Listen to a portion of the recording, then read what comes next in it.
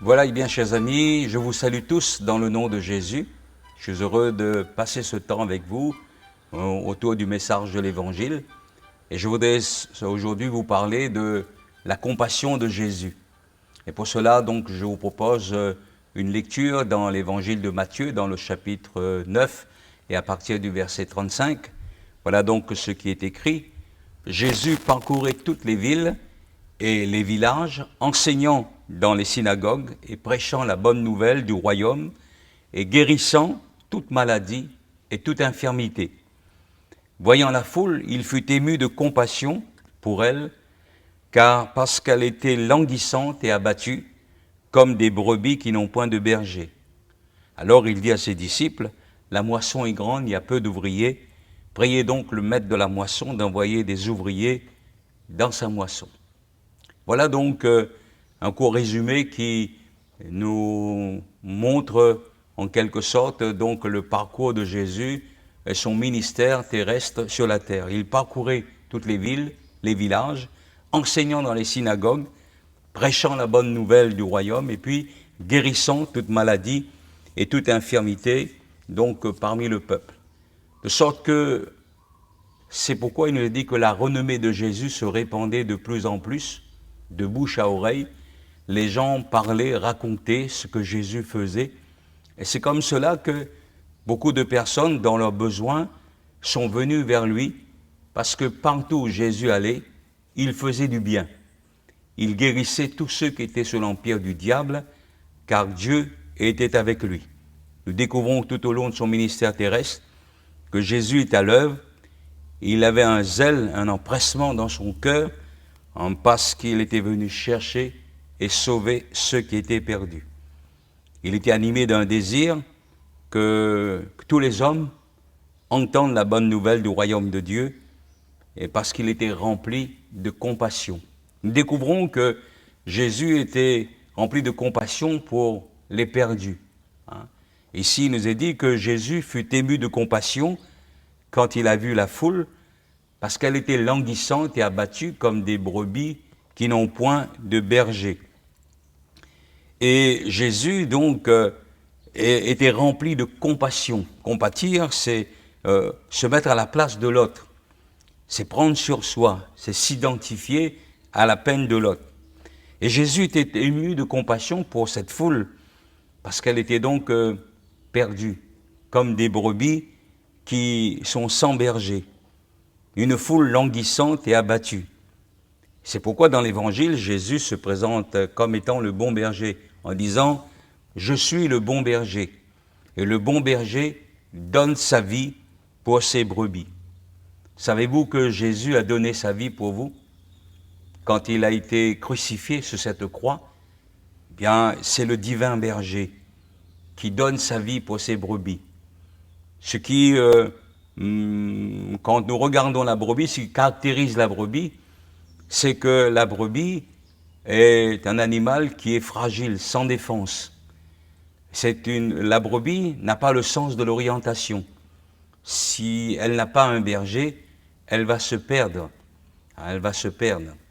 Et le prophète Ésaïe dit que nous étions tous errants comme des brebis. Chacun suivait sa propre voie. Chaque personne sur la terre a plus ou moins ses croyances, ses coutumes, ses traditions.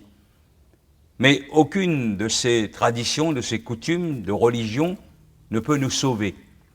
Et pour que nous soyons sauvés, l'Écriture nous dit que Dieu a tant aimé le monde qu'il a donné son Fils unique, afin que quiconque croit en lui ne périsse point, mais qu'il ait la vie éternelle.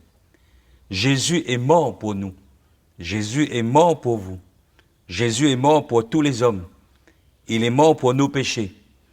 Il a donné sa vie pour nous racheter, pour nous donner donc la vie éternelle. Parce que tous, sans distinction, ont péché et nous sommes privés de la gloire de Dieu, privés de la vie éternelle. Et quand Jésus vient sur cette terre, il dit « Je viens, ô Dieu, pour faire ta volonté.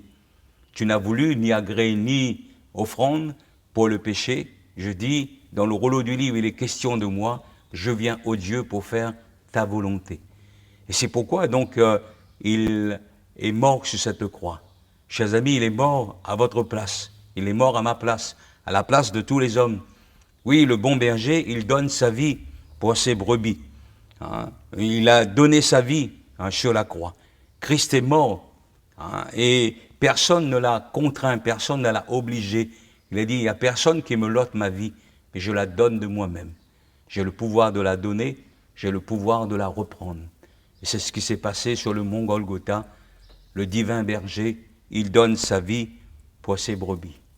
Il est mort aussi pour vous. Il a fait cela par amour. La Bible dit qu'il n'y a pas de... Jésus a déclaré, il n'y a pas de plus grand amour que de donner sa vie pour ceux que l'on aime, pour ses amis. Et c'est ce qui s'est passé à la croix. Jésus avait compassion pour les perdus. Et aujourd'hui encore, Jésus a compassion pour tous ceux qui sont perdus. Et c'est pourquoi il a dit, allez par tout le monde et prêchez la bonne nouvelle à toute la création. Celui qui croira, qui sera baptisé, sera sauvé. Celui qui ne croira pas sera condamné. Il n'y a pas d'autre possibilité pour nous d'être sauvés. Il n'y a de salut en aucun autre. Il n'y a été donné sous le ciel aucun autre nom parmi les hommes par lequel nous devions être sauvés. Jésus est votre sauveur et il est mort pour vous. Il a donné une preuve de son amour. Dieu prouve son amour envers nous, parce que lorsque nous étions encore des pécheurs, au temps marqué, Christ est mort pour nous. Nous découvrons également la compassion de Jésus pour les malades.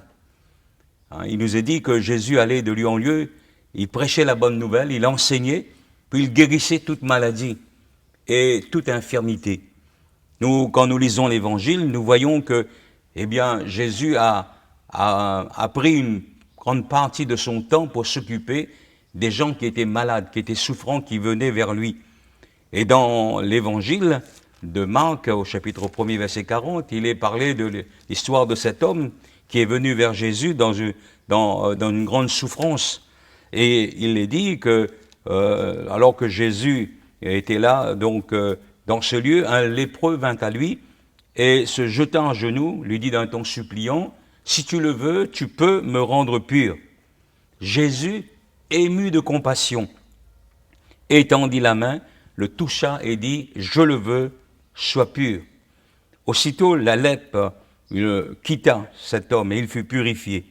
Jésus le renvoya sur le champ avec de sévères recommandations. « Garde-toi de ne rien dire à personne, mais va te montrer au sacrificateur et offre pour ta purification ce que Moïse a prescrit afin que cela leur serve de témoignage. » Mais cet homme, s'en étant allé, se mit à publier ouvertement la chose et à la divulguer, de sorte que Jésus ne pouvait plus entrer publiquement dans une ville.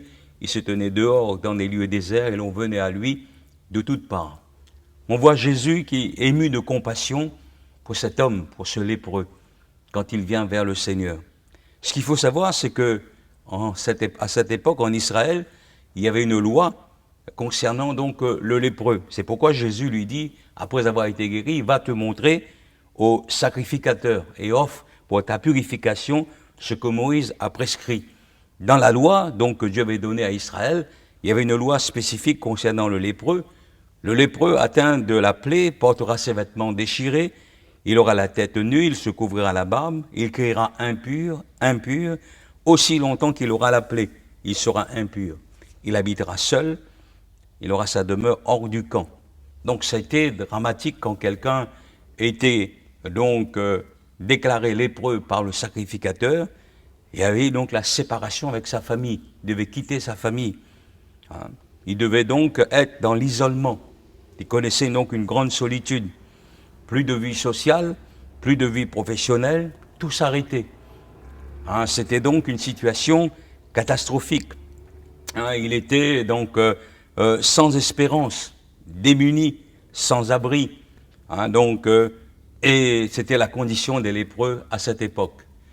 Et certainement quand cet homme a appris que Jésus guérissait des malades, bien il a osé venir aux pieds du Seigneur. Cet homme vint se jeter à ses pieds et d'un ton suppliant lui dit, « Seigneur, si tu veux, tu peux me rendre pur. » Et Jésus, ému de compassion, étendit la main, le toucha et dit, « Je le veux, sois pur. » Et à l'instant même, cet homme fut purifié donc de sa lèpre. Donc Jésus est ému de compassion pour ceux qui sont malades. Peut-être que vous êtes malade. Nous n'ignorons pas tous les progrès de la science médicale. Nous remercions Dieu pour ses lumières, pour ces progrès qui sont évidents. Toutefois, il arrive que dans certains cas, dans certaines situations, on peut nous dire que c'est trop tard, on ne peut plus rien faire, c'est trop grave, parce que la science de l'homme reste quand même limitée. Mais ce qui est impossible aux hommes est possible à Dieu. Et le Seigneur, il est ému de compassion pour vous qui êtes malades, vous qui souffrez. Croyez-le, il n'est pas indifférent à votre souffrance. Et vous pouvez venir vous approcher de lui par le moyen de la foi. Il faut que tous ceux qui s'approchent de Dieu croient qu'il existe et qu'il est aussi le rémunérateur de tous ceux qui le cherchent. Il est dit que la prière de la foi sauvera le malade et le Seigneur le relèvera. Ayez foi en Jésus, car dans les meurtrissures de Jésus à la croix, eh bien, nous sommes guéris. Dans cette œuvre complète à la croix, il y a le salut de notre âme, il y a la guérison aussi de nos corps malades. Et le Seigneur, il est ému de compassion en vous voyant, en vous regardant dans votre situation. Ne pensez pas que Dieu est indifférent. Ne pensez pas que le Seigneur ne voit pas votre difficulté, votre souffrance. Vous pouvez aussi croire en lui, priez-le. Si vous demandez, dit Jésus, quelque chose en mon nom, je le ferai. Car ce Christ que nous vous annonçons, qui a été crucifié sur la croix, bien plus il est ressuscité. Il est assis à la droite de Dieu et il intercède pour nous. Et puis, un autre aussi point sur la compassion de Jésus, c'est que Jésus est ému de compassion pour ceux qui pleurent, pour ceux qui pleurent. Et quand nous lisons l'Évangile, nous voyons que le Seigneur n'est pas resté indifférent devant ceux qui étaient dans les pleurs, dans les larmes, dans la souffrance. Et dans l'Évangile de Luc, il nous est parlé de l'histoire de cette femme qui habitait la ville de Naïm. Jésus entrait dans cette ville avec ses disciples, et une grande foule faisait route avec lui. Lorsqu'il fut près de la porte de la ville, voici on portait en terre un mort, fils unique de sa mère, qui était veuve. Il y avait avec elle beaucoup de gens de la ville. Le Seigneur, l'ayant vue, fut ému de compassion pour elle, et lui dit, ne pleure pas. Il s'approcha et toucha le cercueil. Ceux qui le portaient s'arrêtèrent. Il dit, jeune homme, je te le dis, lève-toi. Et le mort s'assit et se mit à parler. Jésus le rendit à sa mère. Tous furent saisis de crainte et glorifiant Dieu, disant, un grand prophète a paru parmi nous.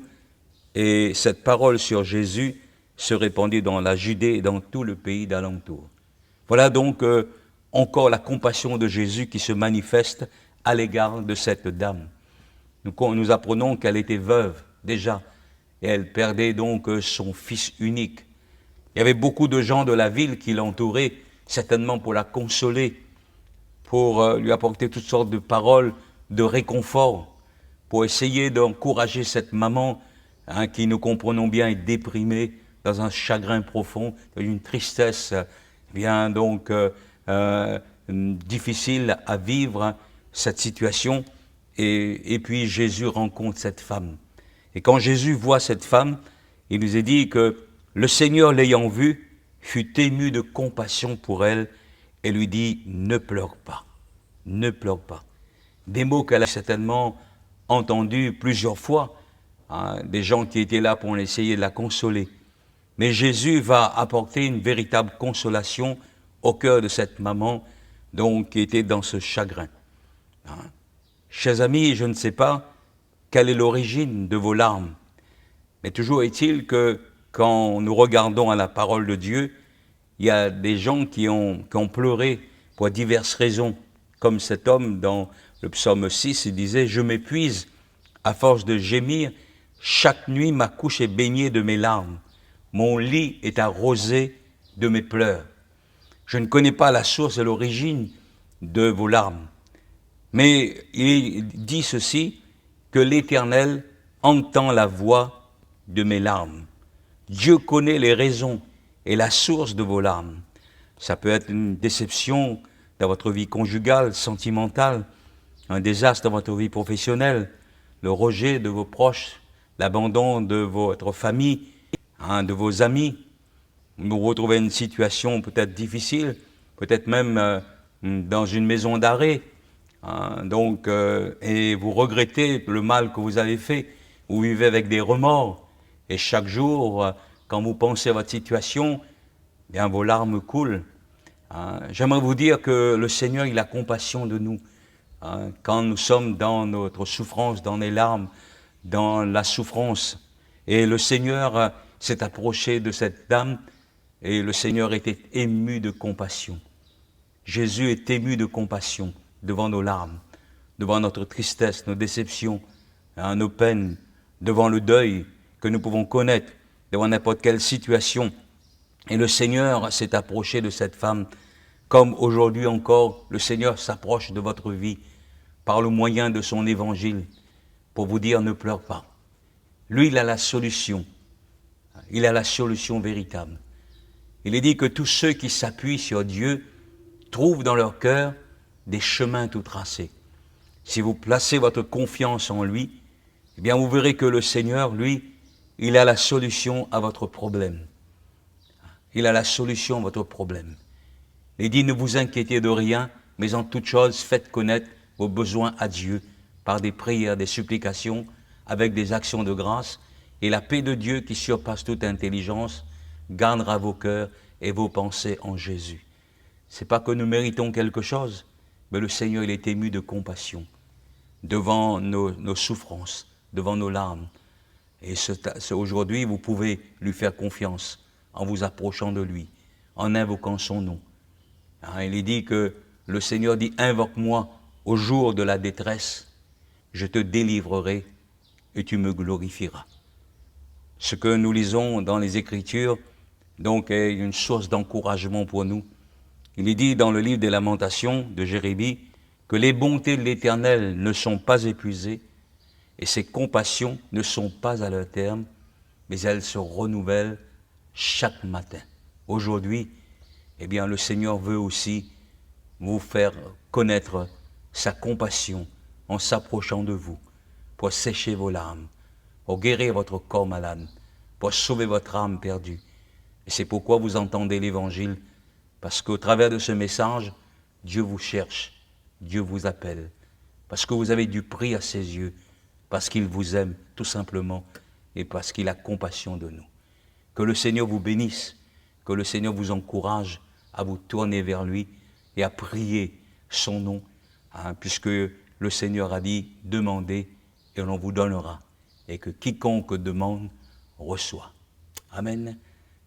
Nous pourrons prier ensemble, simplement. Notre Père, notre Dieu, au nom de Jésus, nous apportons devant toi ces personnes qui ont entendu ce message et qui veulent, dans leur souffrance, dans leurs besoins, se tourner vers toi.